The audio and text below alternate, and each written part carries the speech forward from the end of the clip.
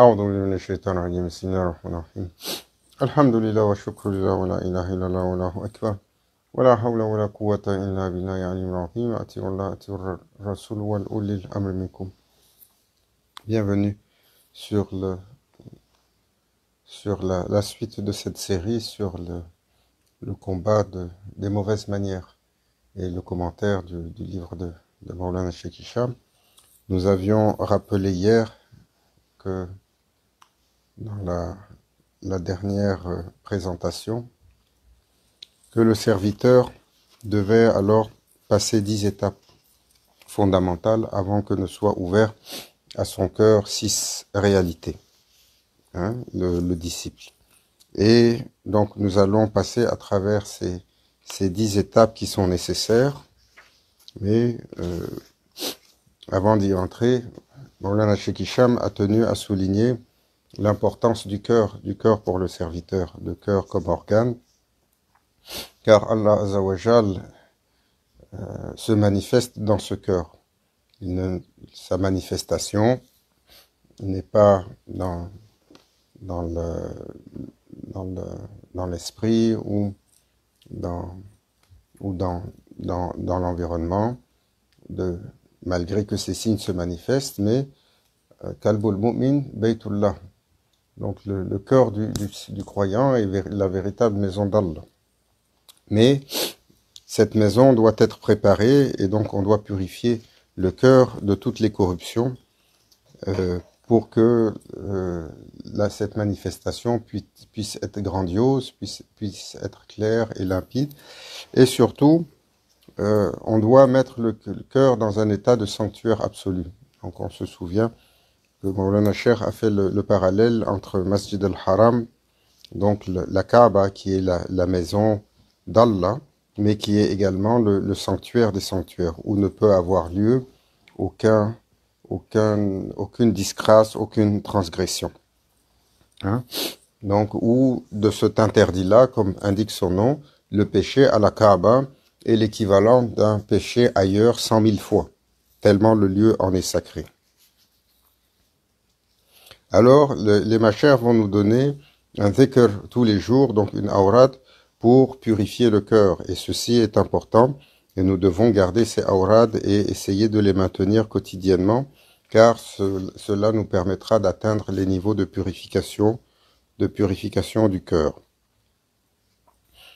Car sans cette purification, on ne peut connecter le cœur à la présence divine et recevoir les émanations des magnifiques attributs divins qui doivent normalement habiller le serviteur pour qu'il devienne Rabbani. Et donc, ce cœur doit être de toutes les attentions. Maulana Cheikh rappelle. Et il nous rappelle que beaucoup de gens, dans leur dhikr, vont faire le dhikr Allah, Allah, Allah, et la ilaha illallah, mais ne vont pas mettre beaucoup d'attention sur la purification du cœur et sur l'attention des mauvaises manières que nous avons dans le cœur. Et ceci est de la plus haute importance. Donc, pour ce faire, nous devons alors faire la comptabilité de nos mauvaises manières quotidiennement. Nous allons voir ça un peu plus tard. Et nous devons faire la comptabilité et nous devons garder une conscience permanente de la présence de notre Seigneur avec nous. Donc, dès le réveil le matin, on doit commencer à comptabiliser les choses qu'on fait pour s'assurer qu'on s'est réveillé. On s'est réveillé dans le rappel d'Allah en faisant notre shahada et par la suite en allant faire nos ablutions et par la suite en se levant pour aller faire nos obligations de prière avant toute autre chose, avant de courir pour mettre le café en route, pour se préparer les cheveux ou pour regarder son agenda il faut d'abord, la première chose quand on se lève, c'est d'aller à son Seigneur. Et dans ce même cahier que l'on va utiliser, où on va comptabiliser les choses qu'on a fait dans la journée, on doit également regarder tout ce qu'on a fait dans la journée. Est-ce que nous avons bien traité nos voisins? Est-ce que nous avons été respectueux envers de ci? Est-ce qu'on a parlé correctement à son épouse?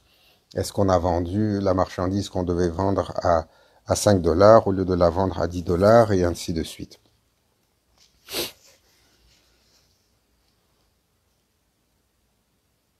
Donc, avant de commencer à méditer sur la présence d'Allah en faisant le dhikr, Mawlana Cheikh nous rappelle que ce cœur donc doit être purifié. Car si on n'évalue pas notre caractère, nous allons être questionnés un jour. Hein. Il prend l'exemple du fameux audit. Si on est soumis à un audit, alors qu'est-ce qu'on va faire? On va être très anxieux qu'on trouve une erreur dans notre comptabilité ou dans notre rapport d'impôt. À ce même titre, un jour va venir où on va être amené devant le Seigneur des mondes pour éditer l'intégralité de notre vie. Car Allah Azzawajal rappelle quiconque fera le bien ne fût-ce que le poids d'un atome, alors il en verra le fruit, mais également celui qui fera le mal, le poids d'un atome, en verra le fruit. Alors pour les awliya, chaque journée équivaut à ce jugement dernier. Grand Cheikh Abdallah rappelait que faire nos obligations, prier 2 rak'ahs ou faire quelque chose, faire une sadaka ou alors jeûner, sont des choses qui sont à la portée de tout le monde. Mais se retenir d'un interdit, alors cela est beaucoup plus complexe à faire. Donc il est extrêmement important de veiller à une attention particulière pour ce cœur. Et donc parmi les 10 choses que le serviteur doit accomplir, la première est de défendre la vérité. Alors, s'élever vers Allah Azzawajal signifie que nous devons également, car Allah a interdit aux croyants le mensonge. Le prophète sallallahu alayhi wa sallam, lorsqu'il a été questionné là-dessus, il a demandé, on lui a posé la question, est-ce que le croyant peut commettre tel ou tel péché? Oui. Est-ce qu'il peut forniquer? Oui. Est-ce qu'il peut être poltron? Oui. Est-ce qu'il peut mentir? Il a dit non. Le croyant ne ment pas. Donc nous devons nous ériger en défenseurs de la vérité et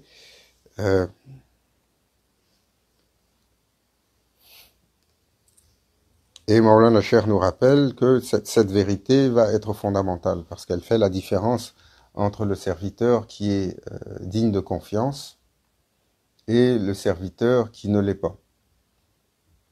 Shaitan va constamment vouloir brouiller les cartes, il va constamment vouloir nous faire passer par des raccourcis, il va constamment nous mettre dans des situations où se défiler face à la vérité ou ne pas se dresser pour la vérité est toujours plus facile.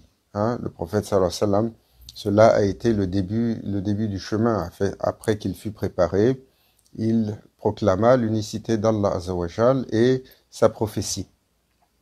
Et alors que toutes les tribus de la Mecque, toutes les tribus de Quraysh s'étaient dressées contre lui, il n'a pas changé d'un iota la parole qui disait, toujours rappelant que ceci était la vérité, malgré tout ce qui a pu lui être fait, et toutes les transgressions qui ont été faites, et toutes les contraintes qui ont été mises sur lui. Donc le serviteur doit arborer nécessairement ce désir d'être constamment sur la vérité, de la défendre pour son Seigneur, et d'être donc sur la véracité. Mawlana Cheikh nous rappelle qu'il faut observer dans le reflet du miroir de notre guide, notre propre caractère et compter le nombre de caractéristiques destructives que nous pouvons avoir. Donc en prenant conscience de ces défauts, alors on devient conscient de la présence d'Allah et on réalise que l'on doit comparaître devant lui un jour et que on doit donc pour cela combattre davantage ces mauvaises manières-là. C'est une conscience qu'il est important d'avoir de chaque instant, de comprendre qu'on est déficient et que nous allons comparaître pour toutes ces déficiences-là. Alors, nous devons redoubler pour cela donc de vigilance. car la conscience va s'opposer un peu à l'insouciance. Et celui qui est insouciant, il est toujours un peu négligent des conséquences de ses actes. Il avance sans porter véritablement le poids de toutes ses actions, un peu comme s'il s'en foutait des conséquences. Et nous devons donc rester constamment sur le qui-vive, et le prophète sallallahu alayhi wa sallam a dit quelle est l'arme spirituelle du croyant Maulana Cheikh. Il rappelle que le prophète sallallahu alayhi wa sallam a dit l'ablution est l'arme du croyant, car elle purifie l'être, elle ouvre les cellules qui deviennent donc des réceptacles d'innombrables bénédictions et de merveilleuses manifestations divines. Donc, Maulana prend l'analogie de Maulana Cheikh Hicham du serviteur qui est un peu dans l'ombre et qui doit avancer à tâtons pour pouvoir trouver la lumière, comme celui qui se lève dans une nuit noire et qui n'a pas de repère, donc il avance à tâtons. Il a dit, lorsque le serviteur est dans cet état, alors il a besoin d'une lumière pour le guider. Et donc l'éveil spirituel, lorsqu'il survient, le serviteur sort de cette obscurité-là. Il sort de cette obscurité-là au niveau de son cœur, mais il sort de cette obscurité au niveau de son esprit et également de son corps. Donc tout son corps, sans exception, devient conscient des pièges du shaitan et il devient vigilant. Alors, il nous rappelle la parole de Al-Junayd qui a dit qu'il marchait un jour dans la rue et il vit un chat qui était, ça c'est une histoire que Maulana Cheikh Nazim aimait bien raconter. Il vit un chat qui était en train de chasser les souris. Et qui était en train de chasser les souris. Et ce chat, il avait couru après la souris dans un petit trou et il attendait patiemment devant le trou. Et il était tellement absorbé par sa tâche qu'il ne voyait rien d'autre. Il était méticuleusement absorbé à scruter cette souris à tel point que même un seul poil de son corps ne bougeait pas. Et il attendait patiemment.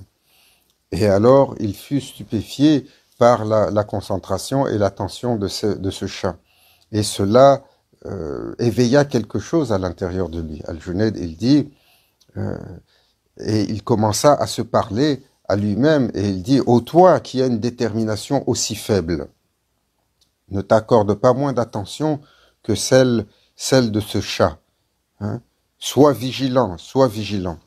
Et tu ne peux avoir moins d'attention que ce chat qui recherche son but. Et donc, tu devrais être avec autant d'énergie et de focus. Et alors, il dit, quand il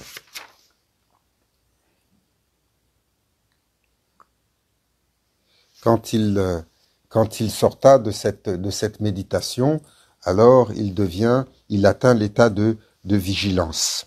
Et il devint constamment conscient qu'il devait surveiller tous ses faits et gestes et s'assurer que son cœur était protégé. Le prophète sallallahu alayhi wa sallam a dit, la foi d'un individu n'aura pas atteint la fermeté et l'obéissance d'Allah tant que son cœur ne s'érigera pas pour Allah. Et son cœur ne s'érigera pas pour Allah tant que sa langue ne s'érigera pas pour Allah. Alors, le prophète sallallahu alayhi wa sallam a fait ce lien. Pour la préparation du cœur, il faut préparer la langue. Et donc, la préparation du cœur passe d'abord par le contrôle de la langue. Le contrôle de la langue à la fois dans ce qu'on dit et ce qu'on ne dit pas.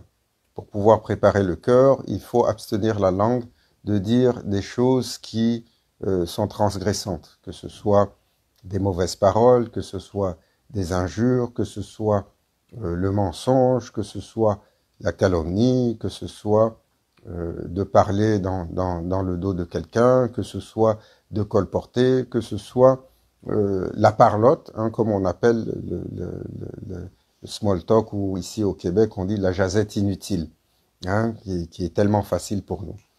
Hein. Il faut donc apprendre à contrôler ce qui sort. Il faut avant de s'exprimer et de laisser constamment cette marmite, soulever son couvercle et laisser sortir, surtout quand nos émotions sont un peu, sont un peu touchées. Il faut apprendre à avoir ce contrôle-là. Mais il faut également apprendre à avoir le contrôle sur la parole et à maîtriser le silence pour écouter. Comme il disait Sayyidina Ali, avant lorsque vous êtes face à une situation où vous recevez quelque chose, d'abord la première chose, c'est de restreindre votre parole. Il faut garder le silence. Par la suite, il faut écouter attentivement, il faut observer, et ensuite, alors, une fois qu'on a fait ces trois étapes-là, on peut avec sagesse décider d'avancer soit dans l'action ou alors dans la parole. Donc, ce contrôle de la langue est fondamental, c'est les prémices du contrôle du cœur.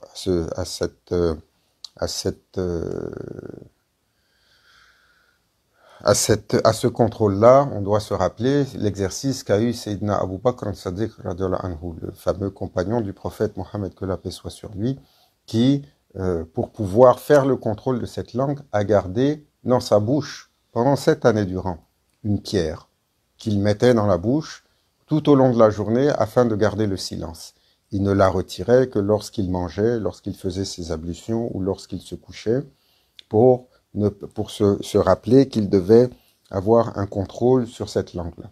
Nous devons, si on doit parfois être dans une assemblée ou garder, lui il l'a gardé 7 ans, si nous on devait garder cela pendant 7 minutes, parfois ce serait quasiment impossible, tellement nous aimons nous exprimer et nous aimons parler. Alors, l'éveil, la conscience de soi doit être sur le chemin de pouvoir défendre la vérité. Le serviteur va avancer sur différents niveaux, donc le niveau de débutant, Mubtadi, celui d'initié, Musta'id, et celui du disciple, du mouride qui est accompli. Et pour ce faire, donc, il doit s'assujettir à défendre, à dire la vérité et à la garder haut et fort, donc à ne jamais laisser place au doute, à ne jamais laisser place au mensonge, à toujours être dans cet état où il n'accepte plus les zones grises. La deuxième chose est donc le repentir, le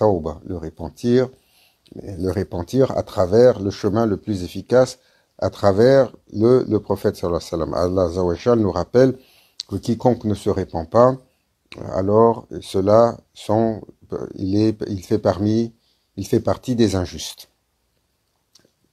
Le cheminement spirituel est un cheminement qui est très long, qui est jonché d'obstacles. Le voyage vers l'accomplissement, lorsqu'il prendra fin, alors on atteindra l'accomplissement, on atteindra le véritable bonheur.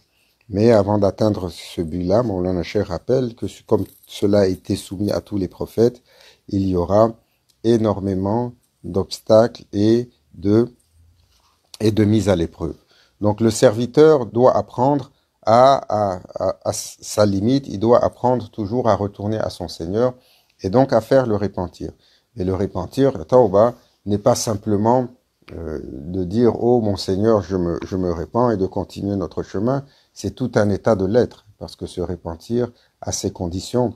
Il faut que l'on soit sincère dessus, il faut que l'on s'engage à ne pas recommencer ce que nous avons fait comme erreur, il faut que l'on répare les torts qu'on a faits, et il faut que l'on reconnaisse, bien entendu, avec notre Seigneur. Hein? Et Allah Azza wa Jal nous rappelle, ô mes serviteurs, vous qui avez commis des excès à votre propre détriment, ne désespérez pas de la miséricorde d'Allah, car Allah pardonne tous les péchés, c'est lui le clément et le très miséricordieux. La taqnatu min rahmatillah.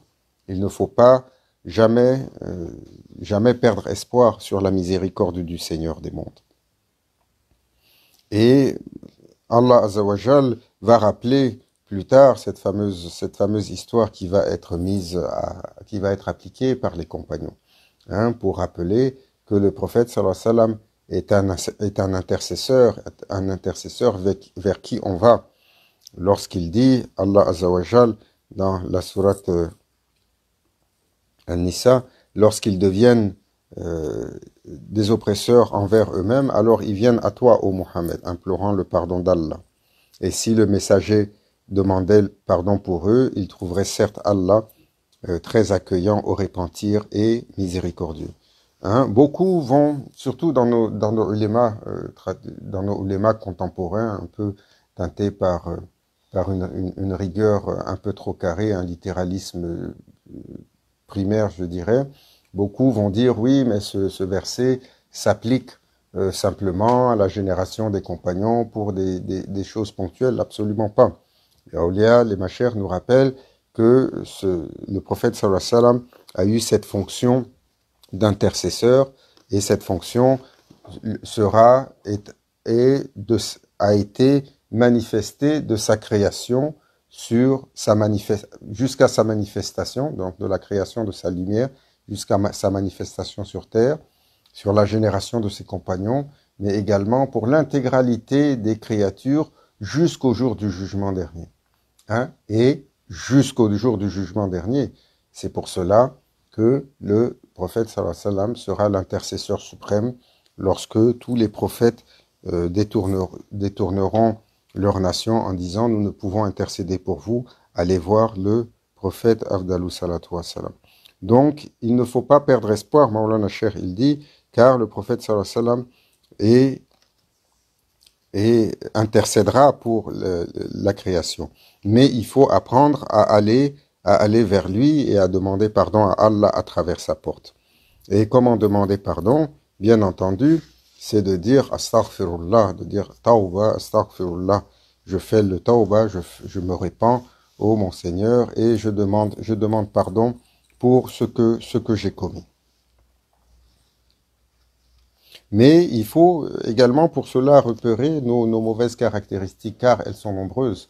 C'est pour ça que nous apprenons tous les jours à faire à demander, istighfar, à demander au moins 70 fois. C'est ce que nous avons dans ton wazifa quotidiennement. Au moins 70 fois, quand on commence notre zikr quotidien sur la tariqa naqshbandiya, nous avons 70 istighfar à réciter. Et on le fait à toutes les prières pratiquement. Parce que le prophète sallallahu alayhi wa sallam disait que lui-même demande au moins 70 fois pardon à son Seigneur dans une journée. Mais nous demandons pardon pour tous les niveaux de transgression. Astaghfirullah min kulli dhanbi wa ma'siyati wa min kulli ma yukhalifu tarika, shari'a, aqiqa, marifa, azima. Donc tous ces niveaux, ce que nous avons transgressé dans la sharia, donc dans la loi, ce que nous avons transgressé dans la tarika, donc dans le chemin de l'éducation spirituelle, ce que nous avons transgressé dans la marifa, donc dans la gnose, dans la connaissance d'Allah, dans l'élévation, et dans la azima, donc dans l'état suprême, car il y a constamment au fur et à mesure, dans la hakika, donc dans la réalité, il y a au fur et à mesure que nous avançons dans le cheminement spirituel, il y a une possibilité de tomber, il y a une possibilité constamment de faire une erreur, comme nous voyons le plus gros de tous les exemples, qui est celui de Shaitan, Sa'idou Billah, qui était Azazil, qui était un djinn parmi les anges, qui avait une telle station.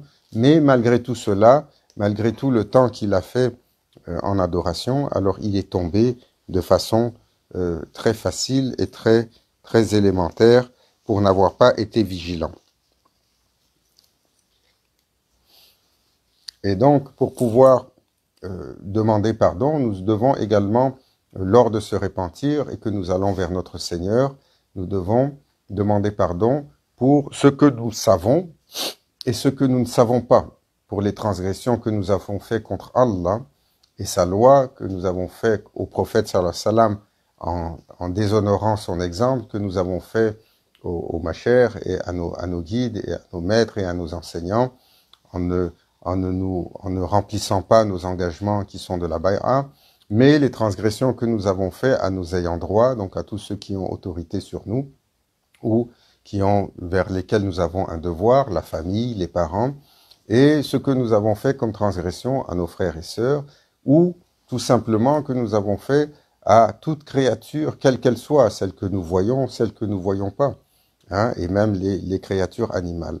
Hein. Donc il faut avoir la vigilance de dire, Ya Rabbi, pardonne-moi pour ce que je sais et pour ce que je ne sais pas, et pour toutes les transgressions que j'ai fait contre, contre toi, contre tes commandements et contre toutes tes créatures, quelles qu'elles soient. Hein. Et donc, le istighfar est l'accomplissement du tawbah. Donc, il faut se repentir par la suite, demander pardon pour le manifester véritablement.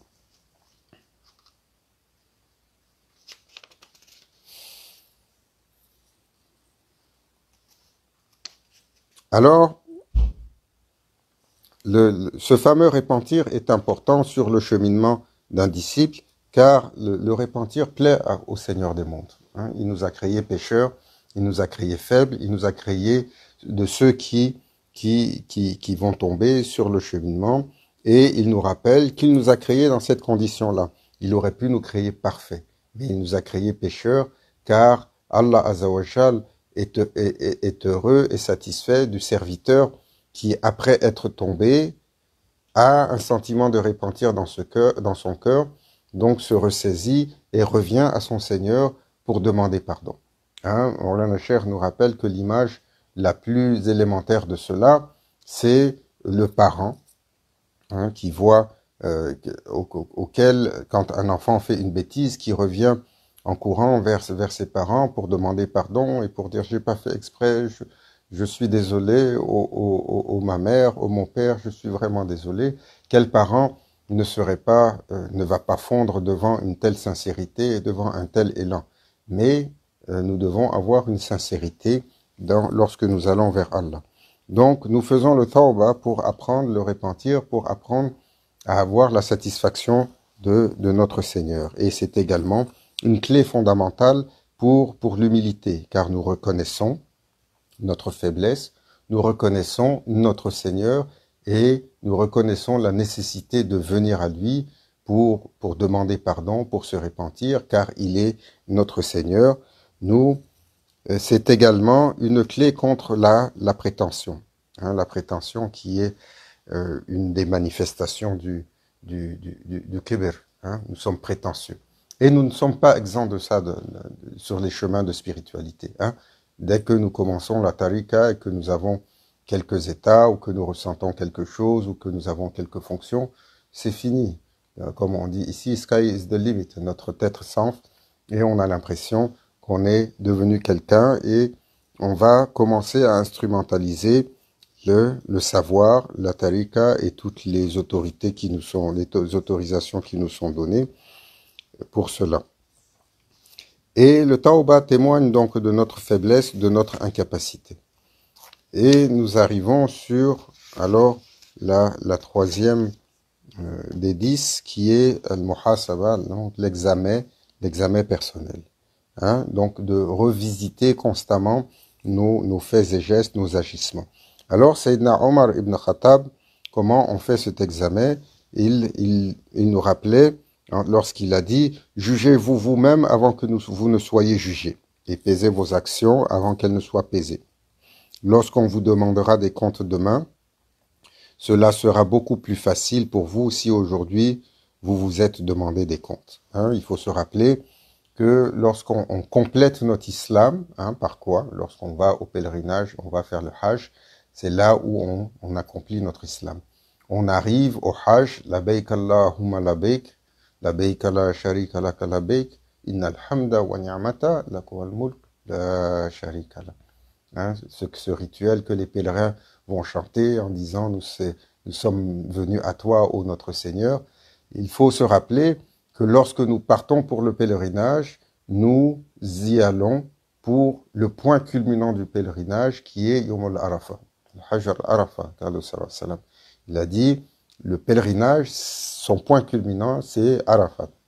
Et durant cette journée-là, qu'est-ce que le serviteur fait? Il fait littéralement rien, excepté faire des invocations, converser à son Seigneur.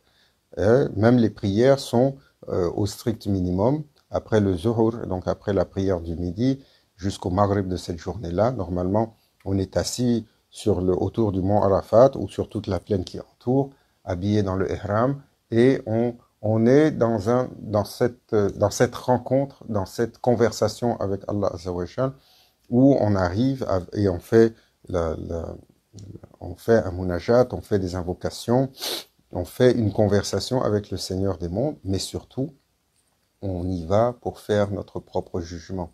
C'est un jour du jugement avant le jour du jugement, comme si on se présentait devant lui pour dire, oh notre Seigneur, nous sommes ici avec tout ce que nous avons apporté et nous reconnaissons tout ce que nous avons fait. Nous demandons pardon pour ci, pardon pour cela. Nous mettons l'intention de ne pas y retourner et ainsi de suite. Donc cela doit être fait constamment et quotidiennement, pas seulement lorsqu'on fait le pèlerinage, mais pour les gens qui sont sur le chemin de l'éducation spirituelle, tous les jours. Et donc, Maulana Cheikh dit, il faut garder un journal de nos actions, où est-ce qu'on transcrit ce que nous faisons comme mauvaise action tous les jours. Il ne suffit pas de dire en fin de journée, Ya Rabbi, j'ai commis beaucoup d'erreurs aujourd'hui, pardonne-moi. Non, il faut aller beaucoup plus profondément et vraiment conscrire les erreurs que nous avons faites dans une journée. Et lorsqu'on arrive sur les journées, on reporte également les erreurs de cette journée et on regarde comment on a réussi à évoluer d'une journée à l'autre et surtout, est-ce qu'on a été conscient des erreurs qu'on a conscrites la veille et qu'on a essayé de les éviter. Donc c'est une espèce de conscience active permanente. Hein, et si nous ne le faisons pas de façon méticuleuse, alors on est dans la raflate, on est dans cette espèce d'insouciance. On ponctue les choses sur des intentions et on continue très rapidement sans vraiment s'arrêter dessus et conscrire les faits. Donc il dit, Maulana Cheikh, si vous continuez à faire sur le cheminement l'inventaire de vos mauvaises manières, de 3 à 6 mois, vous allez vous rendre très rapidement compte que le chiffre monte et vous allez atteindre de 200 à 300 mauvaises caractéristiques. Alors, pour pouvoir décider, pour pouvoir accomplir le repentir, il faut accomplir également cet examen personnel et prendre conscience de nos mauvaises caractéristiques. Là, le véritable voyage commence. Hein. Et donc, de cette comptabilité-là, nous allons nous rendre compte à quel point nous avons beaucoup de défauts. Et plus le serviteur est sincère, alors plus le cher va ouvrir dans son quotidien la manifestation de certaines mauvaises manières. Il va se découvrir envieux, il va se découvrir manipulateur, il va se découvrir coléreux.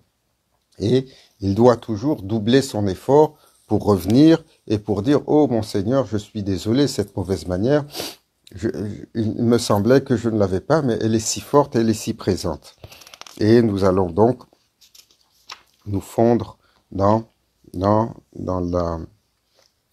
nous allons fondre dans les pleurs devant notre Seigneur. Ces pleurs qui sont des pleurs de la sincérité de notre repentir.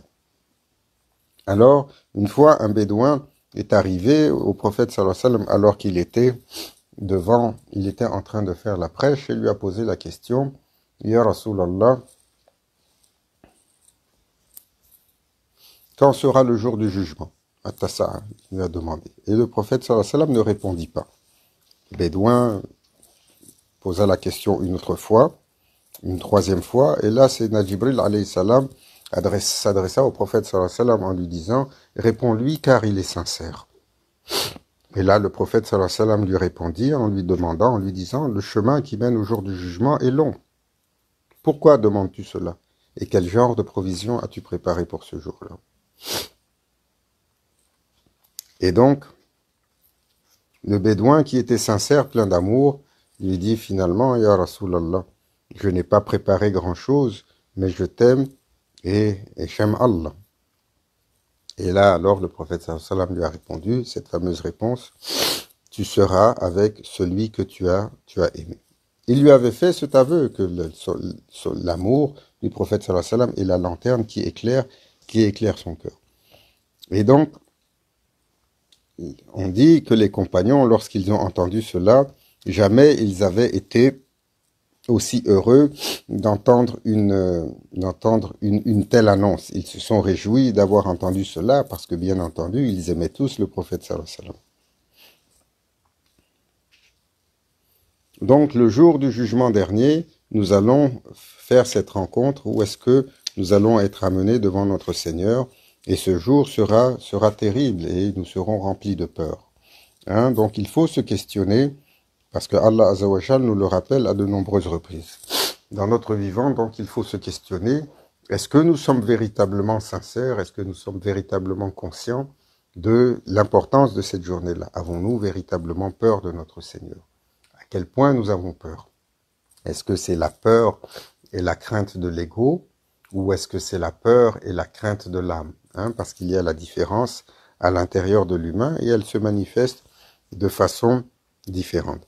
Et lorsque le prophète sallallahu alayhi wa sallam parlait des gens qui allaient être protégés de la difficulté cette journée-là, il a nommé 7 catégories, dont la première catégorie ici fait référence à l'enfant, donc le garçon ou la fille, qui a été élevé dans l'obéissance d'Allah.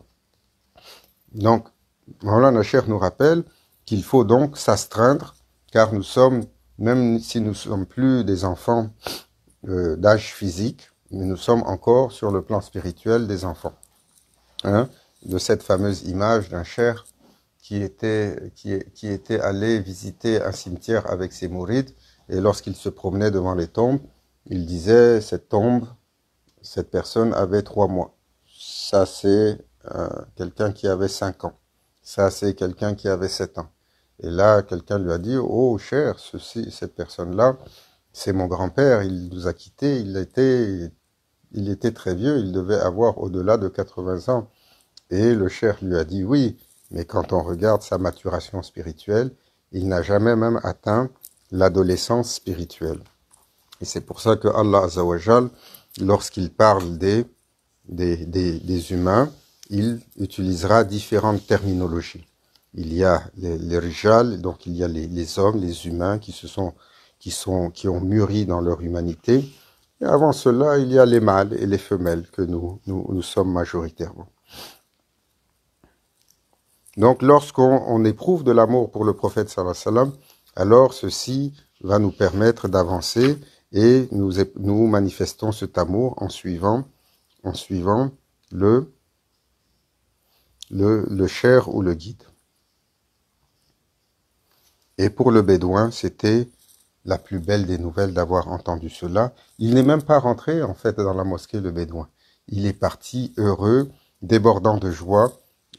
Il n'a pas assisté au reste, léger, car Maulana Cheikh rappelle que c'était une personne pure et innocente. Hein, il savait très bien qu'il avait peu de capacité pour pouvoir porter toute cette discipline et ce savoir, mais il aimait éperdument son Seigneur et il aimait éperdument son prophète.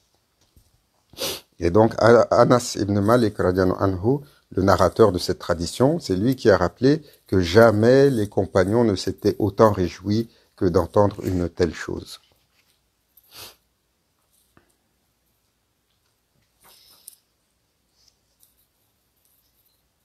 Donc l'outil, nous devons grandir dans la connaissance, car lorsque le Seigneur nous enseigne, alors à travers l'inspiration commencera à habiter nos cœurs et de choses que nous n'apprendrons pas dans les livres, tels que cela a été pour les grands maîtres comme Imam Ghazali, Cheikh Muhyiddin Ibn Arabi, Sayyidina Shah Naqshband ou Cheikh Ahmad Farouki, et ainsi de suite. Ils ont reçu à travers leur cœur une connaissance.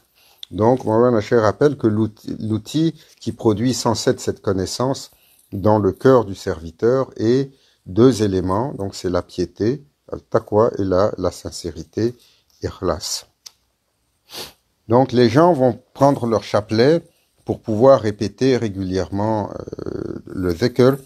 Maulana Cheikh fait une comptabilité. Il dit, pour celui qui a l'habitude de faire le dhikr, faire 5000 fois Allah, ça prend à peu près 15 minutes. Faire 1000 fois la ilaha illallah, ça prend 7 minutes environ. Mais Grand Cheikh avait dit que ceci est une pratique que tout le monde peut faire. Mais les véritables pratiques qui sont beaucoup plus difficiles, c'est de se retirer de l'interdit et de ne pas regarder, par exemple, ce qui nous est interdit. Les grands chers disaient, lorsque votre regard tombe sur une chose qui est interdite, alors le premier regard vous est pardonné, mais si votre regard revient, alors le deuxième regard va être inscrit.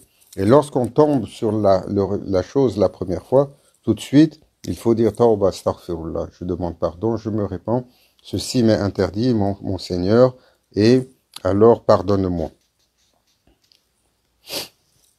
Et donc, Maulana Cheikh nous dit, nous ne devons pas, par cela, abandonner le dhikr, car nous savons que c'est une pratique qui est beaucoup plus facile que d'abandonner nos mauvais péchés, mais il faut continuer le dhikr tout en augmentant la cadence de cet examen intérieur qui va nous permettre d'éliminer les péchés.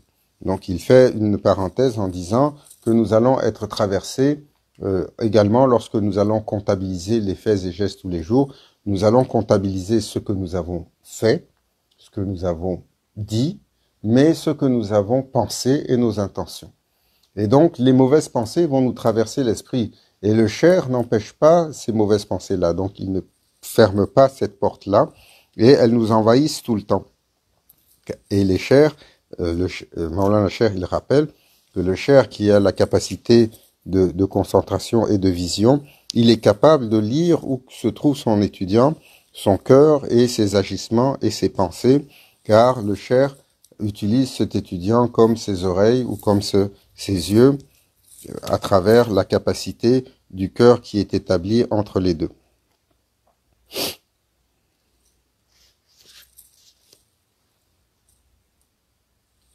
Et ce lien de cœur est assez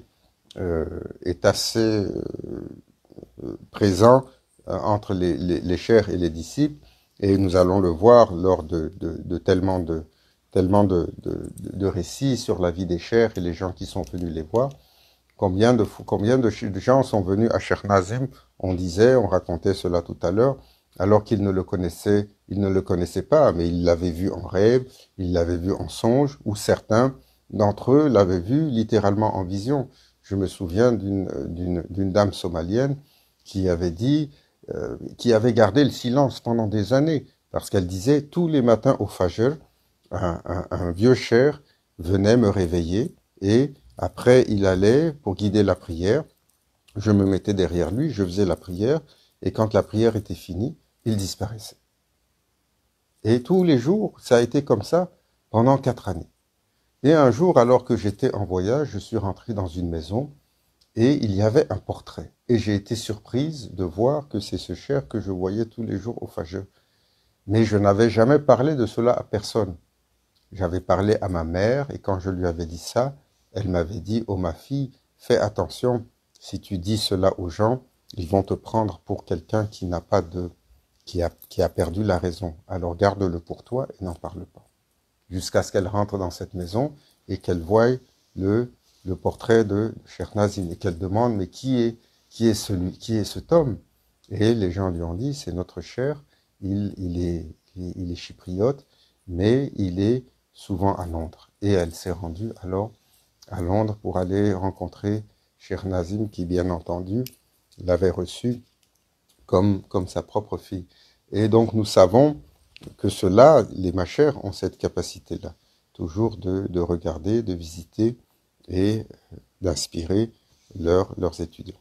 Qu'Allah Azawajal nous garde sous la vigilance de nos guides, Inch'Allah, qui nous rende éligibles à cela, à ce rappel, que nous puissions être sur l'éducation spirituelle, même si nous n'en sommes pas éligibles, hein, de toujours défendre la vérité, de passer à travers le repentir sincère et bien entendu de ne jamais négliger le muhasaba, donc la comptabilité quotidienne qui est un des exercices très importants sur ce chemin.